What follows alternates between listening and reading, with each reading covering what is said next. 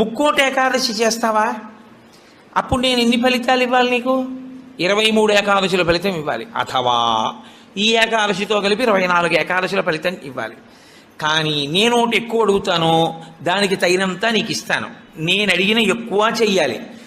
నువ్వు అడిగిన దానికన్నా కొన్ని కోటి రెట్లు ఇస్తా. 3 కోట్ల ఏకాదశుల ఫలితం ఇస్తా. కానీ మామూలు ఏకాదశుల కన్నా విరుద్ధంగా నువ్వు దీన్ని చెయ్యి.